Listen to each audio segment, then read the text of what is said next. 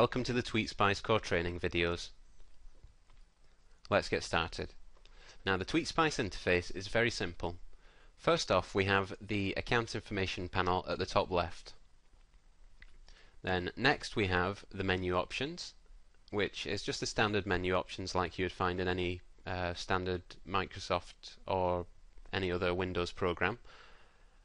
Then below the menu options we have some shortcut buttons, which is to make your life more simple when you're using Tweetspice, just by putting the most frequently used options at the top in a nice obvious place.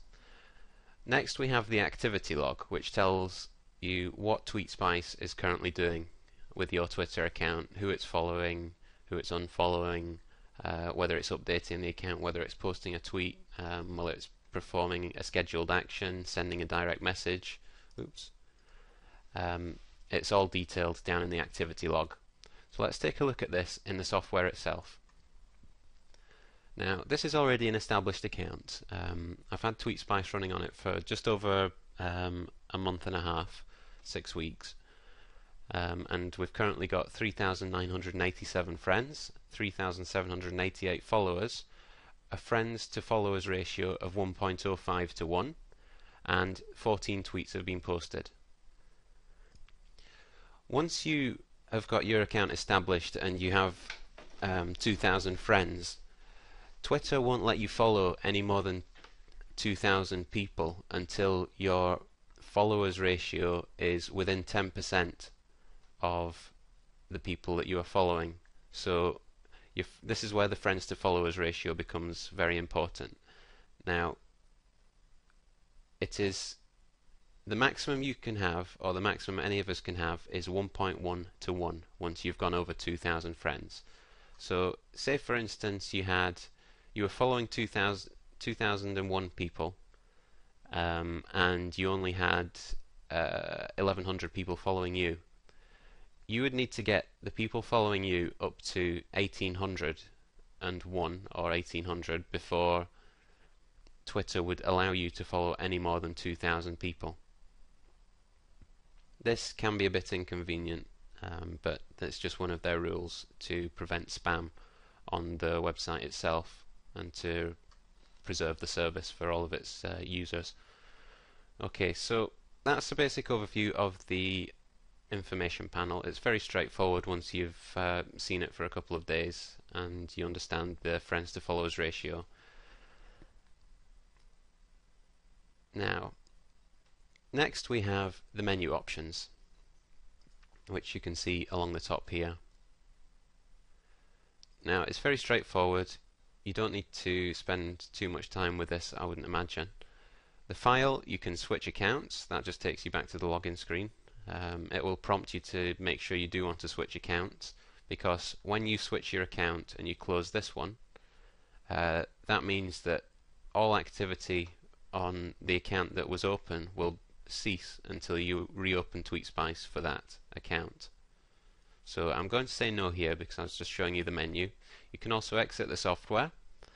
You can view your block list. That's the users that you've blocked or the software has blocked,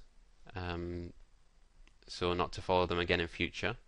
You can add users to the safe list, and that will add people to your safe list, which the software will whitelist in effect, so that you can follow them and it won't unfollow them or block them. You can manage your welcome messages. This is for when you're sending direct messages. You can also search for friends and followers. You can view your sent direct messages history. This is very useful. You can also view which URLs you have shortened in the past. That's also very useful. And you can view a report, which is, you can specify which day you like using the easy to use navigation calendar, and it will tell you how many actions Tweetspice has performed and what those actions were on a daily basis. Now let's pop back to April and have a look at the 30th. Nope. Some days I have Tweetspice set not to do not to take any actions at all, just because it makes it look a bit more natural.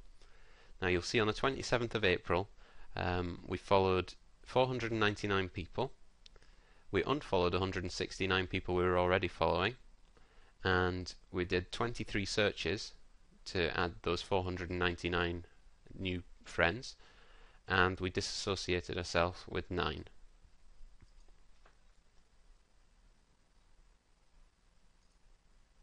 Okay, so next we have the settings. This is for proxy servers. You can add your own servers however you like. You can get plenty of free proxy server lists if you just go to Google and type in free proxy server lists or free proxies to get a list if you would like to use proxies. I haven't had to use a proxy so far, but I'm not running many accounts. I'm only running 4 accounts. 4 separate Twitter accounts at once. I'm not running tens or hundreds of them. So you can view more details about this in the user manual. Next we have the set default parameters and values. This just restores the default settings. I wouldn't click that unless you really want to. It just resets all of the variables that you have changed back to the default settings.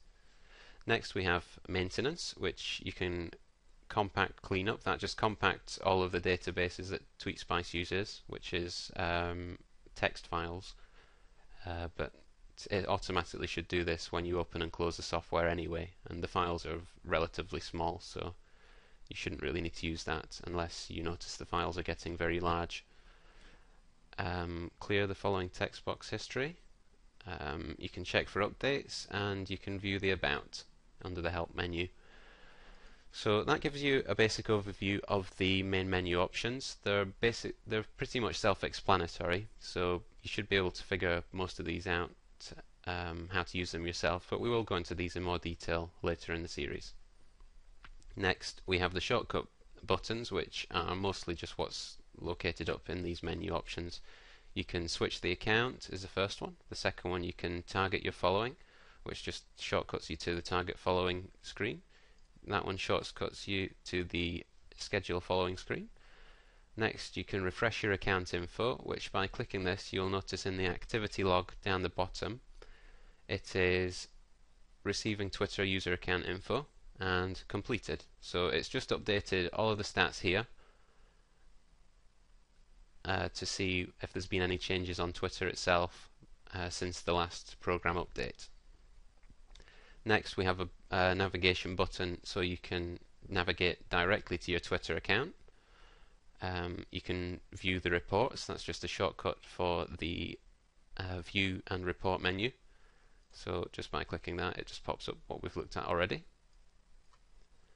Then we have the search for friends and followers. That's another shortcut to the menu up here. Search friends and followers. And the URL shortener, which we've already seen. Oh no, we haven't, sorry.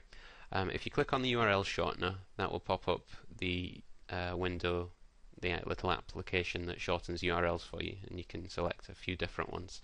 But we'll get into that a little deeper later in the video. Okay, so that covers the menu options.